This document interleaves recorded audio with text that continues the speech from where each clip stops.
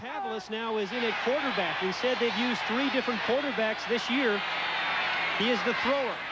And right away he goes to it. And it's complete. Coming out of the backfield is Woodside.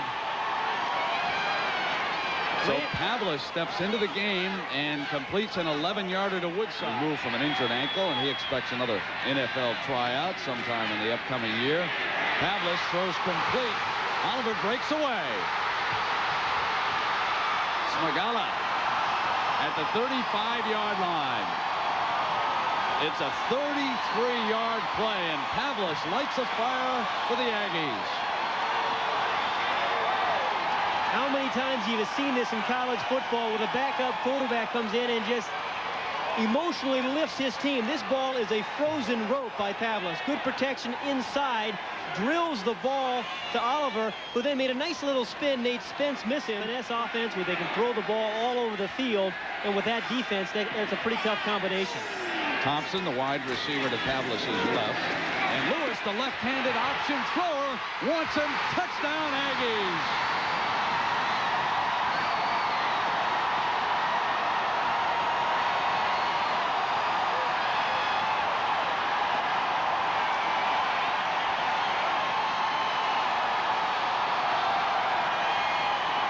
Into the Notre Dame backfield. Andrzejczyk with a deep drop to set the screen, and the fullback drops the ball.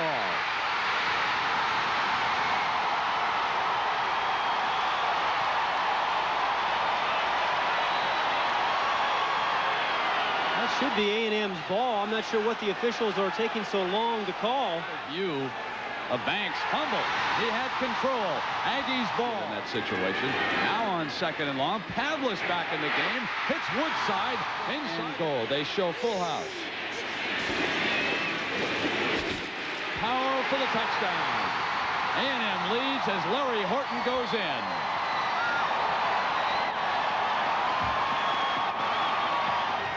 They go ahead for the 2 off the swinging gate and get it.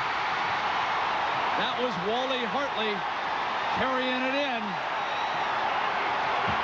A great call by A&M. Now, they line up in the swinging gate after every extra point. They've done it all year long. And if you don't show enough defenders over there, the center's going to snap the ball there to Hartley, as they did right here. And they're just going to power it in. There's the look they come up with. 5-yard line. And a nice timing by Pritchard. He read the play beautifully, and got a nice jump on the snap count. That's good coordination on defense by all 3 inside linebackers. Pat, Notre Dame will try Pernell Taylor in that backfield, number 46. You can see him breaking the huddle there. He'll set up in front of Green now as the fullback. He is the 3rd Irish fullback in this game. Perhaps they want a little more blocking on these inside linebackers. Let's see. He leads the way that time. Fumble. A&M recovers it. Now they will go back to the passing quarterback, Pavlas. 2nd. Pavlas. Lewis on the swing. Looking for the alley. And quickly Smagala is a superb receiver. He comes out of the backfield. Pavlas. Incomplete, wanted Harrison. There's a penalty flag down. Corny Southall covering the wide receiver, and the penalty flag thrown. That's a good call. He keeps it. Still no indication down. There it is. Touchdown, Texas A&M. 5-10. A&M leading Notre Dame. Pavlas. Throws to the tight end, Morgan. Wow. Number 9's been a killer. These are walk-on football players. Here comes Brown against him again. He's got an alley in the middle, but he cannot get outside. And that was William Thomas. Folks, that's a ringer. Jackie Sherrill brought in a ringer, and now there's a fight down. And it breaks out in the middle of the field. Thomas was right in the middle of it. Both benches clear. Tim Brown and Thomas following that kickoff return. That's William Thomas, number 11, Brent, who made the tackle, unless he said something after the play, which he may have done, but he certainly didn't take a cheap shot at him.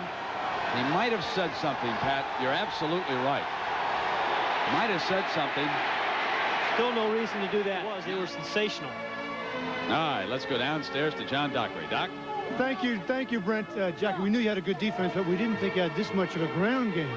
Well, we've been able to run the ball all year, and that's not the point. I felt like offensively we could match up front, and we talked about their people, certainly defensively. I did not think they could run the ball on us, but I was giving them a lot of credit before the game. I think that when you look at our offensive line and you look at our running backs and you throw in the option game, then our players are ready to play. And they certainly were. Let me just ask you one question. What happened on the Tim Brown play? It was along the sideline with you. Well, what happened on the kickoff when he got tackled and Tim Brown started running down the field and he hit the guy in the back and knocked him down. And that's how you saw it. Okay, Coach. Congratulations. Okay, now back to you, Brent. All right, John, thank you very much. So the 52nd Cotton Bowl is now history. Texas A&M beats Notre Dame 35-10.